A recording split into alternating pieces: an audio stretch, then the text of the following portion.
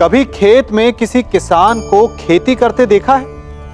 वो उसे सींचता है, उसे जोतता है, पशु पक्षियों से खेत की फसल की रक्षा करता है, परंतु एक बात का वो सबसे विशेष ध्यान रखता है कि कहीं खेत में खरपतवार ना उग जाए, क्योंकि एक खरपतवार खेत की सारी फसल को नष्ट कर सकती है। ठीक उसी प्रकार यदि वंश की कोई संतान खोटी निकल जाती है तो वो समूचे वंश का सर्वनाश कर देती है। इसीलिए संतान के लालन पालन में विशेष ध्यान देना आवश्यक होता है, क्योंकि संतान वो फसल होती है जो वंश के आने वाले समय को महान बना सकती है या फिर वंश का पतन भी कर सकती है।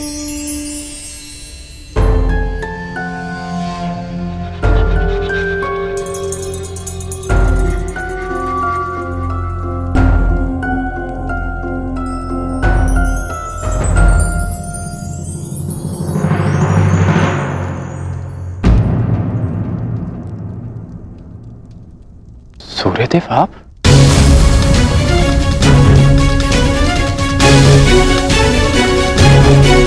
बड़ी बात। कल्याण हो पुत्र।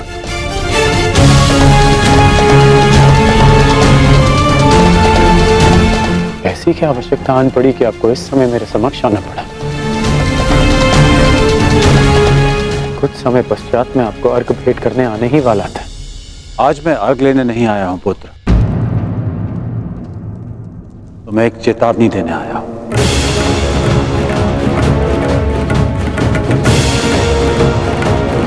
और वो ये, तुम कल प्रातःकाल मुझे अर्घ भेंट करने मत आना,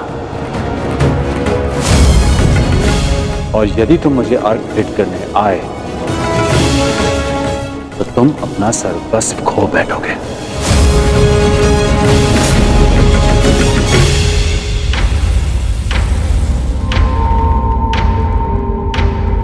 हाँ पुत्र, मेरी विनती है तुमसे, कल प्रातःकाल तुम मुझे अर्घ देने मत आना। परंतु मैं तो आपको बचपन से अर्घ देते आया हूं, तो आज अचानक ऐसा क्या हो गया कि आप मुझे अर्घ देने से रोक रहे हैं? तुम्हारा वचन पुत्र, तुमने प्रतिज्ञा ली है, सूर्य को अर्घ देते समय यदि कोई भी तुमसे कुछ भी मांगेगा तो वो तुम उसे दान में दे दोगे। कल का अर्घ तुम्हें कुछ ऐसा दान देने पर विवश कर देगा जिससे तुम मेरा दिया हुआ आशीर्वाद सदैव के लिए खो बैठोगे। देवराज इंद्र ने तुम्हें परास्त करने के लिए षड्यंत्र रचा है। वो कल प्रातःकाल तुमसे दान मांगने आएंगे और दान में वो तुमसे कवच और कुंडल मांगे। तुम्हें ज्ञात है पुत्र? मुझे ज्ञात नहीं, परंतु आपको चिंतित देख के आभास हो गया। और यदि स्वयं मेरे पिताश्री मुझे चेतावनी देने आए हैं कि इंद्रदेव मुझसे दान मांगने आएंगे, तो इसका सीधा संबंध अर्जुन से होता है, इंद्रदेव का पुत्र अर्जुन। और उसमें कोई बुराई भी नहीं, क्योंकि हर पिता अपने पुत्र की भलाई चाहता है। यदि इतना समझते हो तो यह भी समझ लो पुत्र कि यह पिता भी यही चाहता है कि उसके पुत्र के साथ कोई अन्याय ना हो, कोई छल ना हो। मेरी विनती है तुमसे, कल प्रातःकाल मुझे अर्घ देने मत आना। पहले भी मैं तुम्हारे साथ बहुत अन्याय कर चुका हूं पुत्र, परंतु अब और अन्याय नहीं। कहो पुत्र, अपने पिता की बात मानोगे? कल प्रातःकाल अर्घ देने नहीं आओगे ना? मुझे उत्तर दो पुत्र, मुझे उत्तर दो। प्रश्न उत्तर का समय नहीं बचा है। मनुष्य का कर्म उसके हर प्रश्न और उत्तर से बड़ा होता है। और अब आपके कर्म का समय हो गया है। अंधकार में डूबे समस्त संसार को आपको प्रकाश देना है। आप अपना कर्म और धर्म निभाइए और मैं अपना कर्म और धर्म निभाऊंगा। बस आपसे एक प्रार्थना है कि अब ये अन्याय मत होने दीजिएगा कि संसार कहे कि कर्ण ने अपने जन्मदाता को अपना धर्म करने से रोक दिया।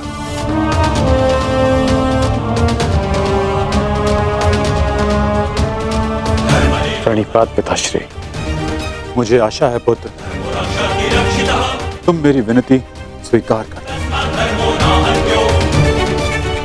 कल्याण हो तुम्हारा।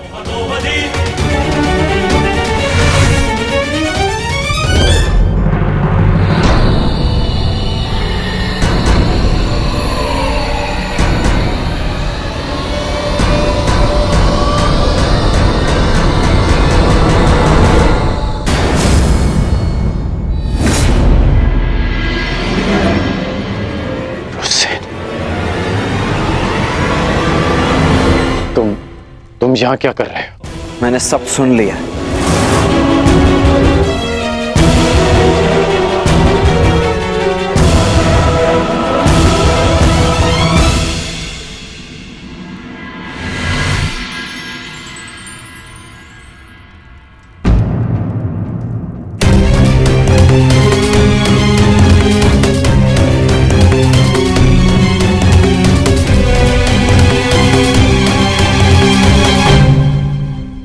सूर्य नारायण,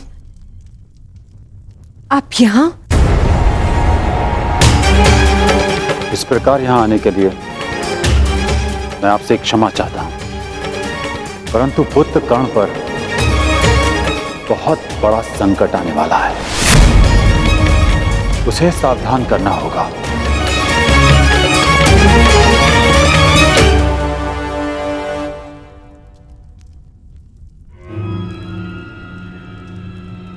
आप सूर्यपुत्र हैं,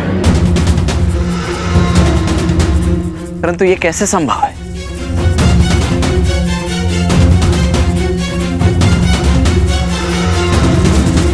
मेरे जन्म से पूर्व एक स्त्री को वरदान मिला था कि वो किसी भी देवता का आवाहन करके कोई भी वरदान पा सकती थी। उस स्त्री को विश्वास नहीं हुआ और उसने इस वरदान को परखने का प्रयास किया। उसने सूर्यदेव का आवाहन किया और वरदान से बद्ध सूर्यदेव को उन्हें पुत्र देना पड़ा, परंतु वो अविवाहित कन्या समाज के भय से भयभीत हो गई और उसने उस बालक को गंगा में बहा दिया। वो बालक मैं था, जिसे पिता अधिरथ ने पाला। सूर्यदेव के आशीर्वाद के रूप में मुझे कवच और कुंडल मिले, जो अब इंद्रदेव छीन लेना चाहते हैं अपने पुत्र अर्जुन के लिए। सूर्यदेव मुझे यही समझाने आए थे कि मैं इंद्रदेव को कल दान ना दूं। अर्थात आज आप अर्घ देने नहीं जा रहे?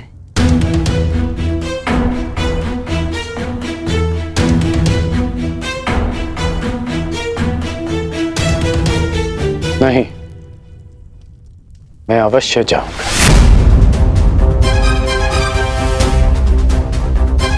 क्यों? मैं आपको ऐसा नहीं करने दूंगा।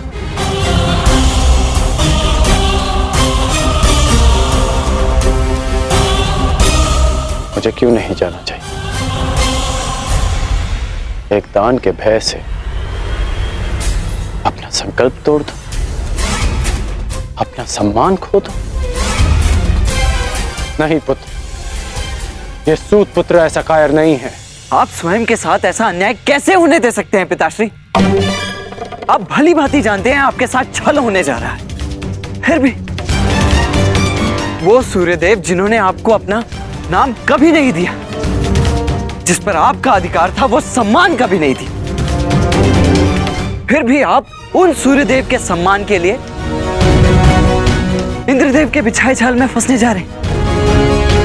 पिताश्री, ये कवच आपकी सबसे बड़ी सुरक्षा है और आप इसे इंद्रदेव को दान में दे देंगे। क्यों? केवल सूर्यपुत्र होने के सम्मान के लिए? नहीं,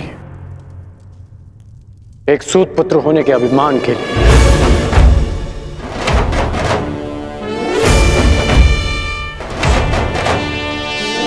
मैं आज भी एक सूत पुत्र हूं। एक सूत ने ही मुझे प्रेम दिया, सम्मान दिया, अधिकार दिया, आवश्यकता पड़ने पर धनुष दिया। जब मैंने उससे दूर जाने की आज्ञा मांगी तो उन्होंने मुझे वो भी दी।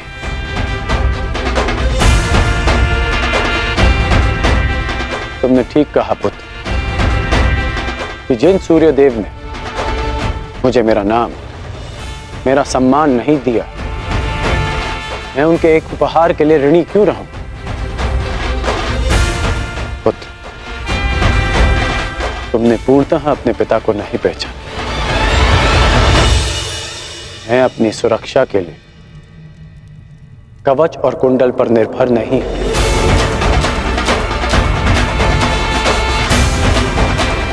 मेरी शक्ति मेरा वो साहस है जो मैंने अपनी मां राधा से पाया। मेरी शक्ति मेरा वो विश्वास है जो मैंने अपने पिता अधिरथ से पाया। मेरी शक्ति वो तिरस्कार है जो मैंने समाज से पाया। इस राधेकरण के कौशल और योग्यता को किसी कवच कुंडल की आवश्यकता नहीं है।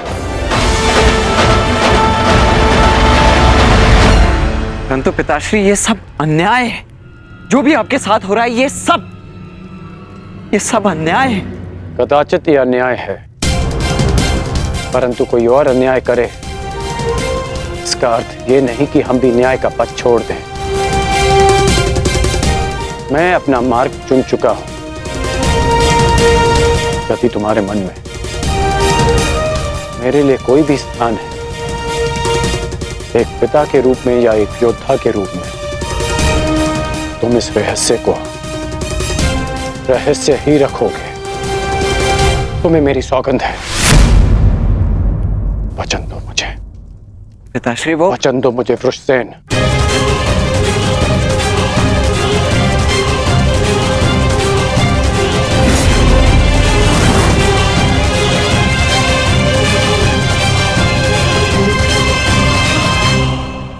सूर्योदय का समय हो गया है और मेरे अर्घ देने का भी। अब तुम जा सकते हो।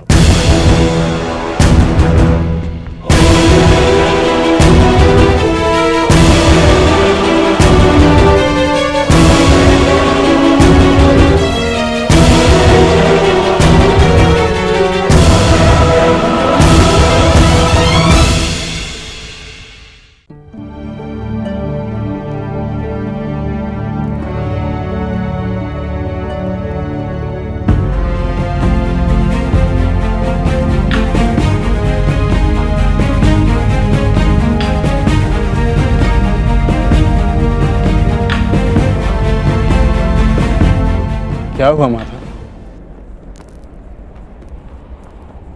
समय हो गया है, परंतु अभी तक सूर्यदेव उदित नहीं हुए।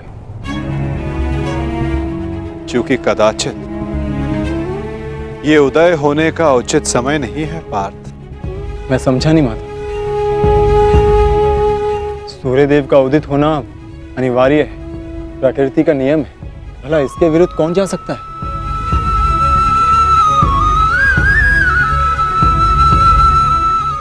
एक पिता अपनी संतान के लिए किसी के भी विरुद्ध जा सकता है पार्थ।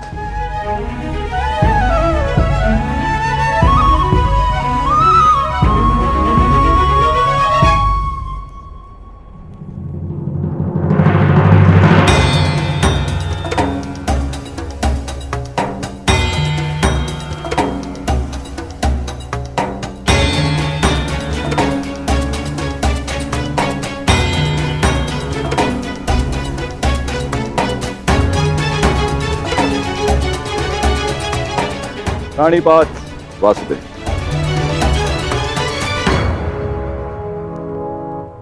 रानीपात गांधीवधारी अर्जुन। प्राणिपात, परंतु मैंने आपको पहचाना नहीं ब्राह्मण देव। महान व्यक्ति के पास समय ही कहां होता है किसी और से परिचित होने के लिए, परंतु महान व्यक्ति से समस्त संसार परिचित रहता है। वासुदेव का पराक्रम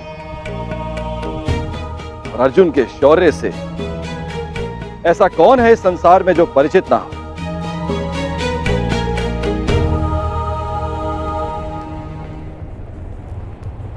धन्यवाद।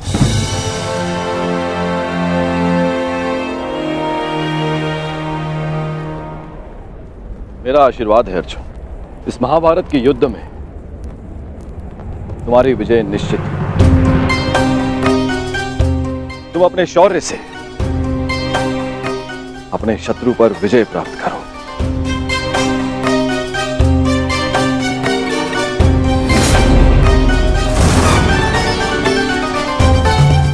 मैंने आपकी बात सुनी वासुदेव, और मैंने उसके मंतव्य को भी समझा, परंतु सूर्यदेव केवल एक पिता ही नहीं, वो इस समस्त संसार को ऊर्जा भी देते हैं। किसी भी स्थिति में उन्हें अपना कार्य पूर्ण करना ही होगा। सूर्य उदय होना अनिवार्य है, यह प्रकृति का नियम है। अवश्य, परंतु इन नियमों के बंधन में सभी आते हैं ब्राह्मण देव। सूर्य देव पर भी, मुझ पर भी, और आप भी। नियति चाहे प्रकृति की हो, चाहे देवताओं की हो या फिर मनुष्य की, परंतु उसे समझ पाना बहुत कठिन कार्य है। आपको स्मरण करवा देता हूं ब्राह्मण देव, मनुष्य को दुर्बल समझना देवताओं के लिए घातक सिद्ध हो सकता है।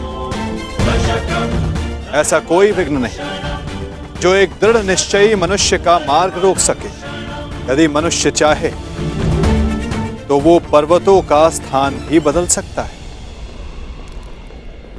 मैं मनुष्य की नियति और निश्चय को कम नहीं आंक रहा वासुदेव, परंतु किसमें कितना बल है ये तो केवल परीक्षा से ही सिद्ध होगा। कभी कभी परीक्षा में परीक्षार्थी नहीं, परीक्षा लेने वाला भी असफल हो जाता है ब्राह्मण देव।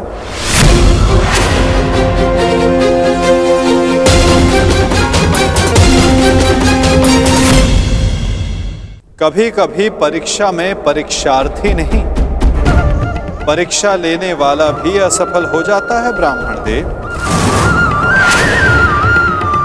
फिर चाहे वो मनुष्य हो या देव।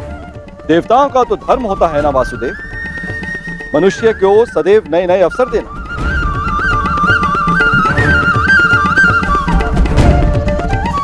उचित कहा आपने ब्राह्मण देव, परंतु अवसर में यदि छल और भेदभाव आ जाए तो वो अवसर नहीं होता।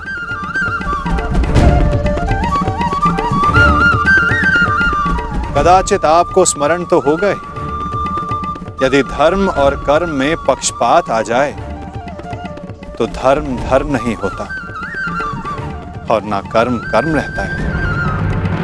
एक पिता का धर्म होता है सदैव अपने पुत्र के हित में देखना, और एक पिता के अंधे पुत्र प्रेम के कारण ही ये महाभारत हो रही है ब्राह्मण देव।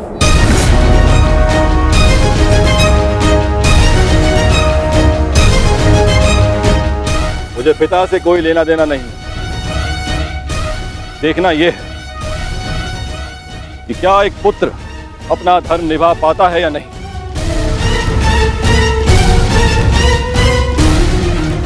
क्या एक पुत्र अपने पिता के सम्मान की रक्षा कर पाता है या नहीं।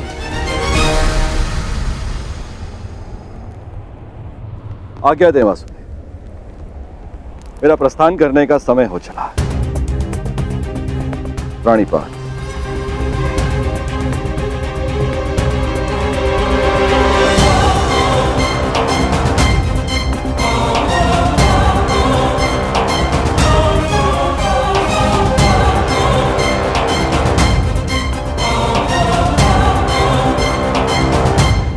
विजयी भव वत्स, विजयी भव।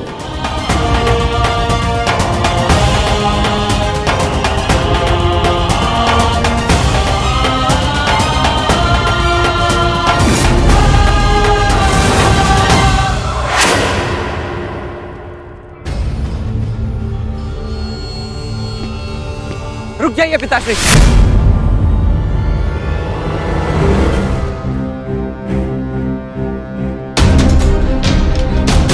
मत जाइए, अपने साथ ऐसा अन्याय मत होने दीजिए। सूर्यदेव ने आपके साथ जो अन्याय किया उसके पश्चात आप ऐसा कैसे कर सकते हैं? मैं ये सब इसलिए कर रहा हूं क्योंकि ये मेरा धर्म है, एक सूत का धर्म। हम सूत सदा देते आए हैं, युद्ध में सारथी बनकर सुरक्षा देते हैं, राज्य को समय पर कर देते हैं।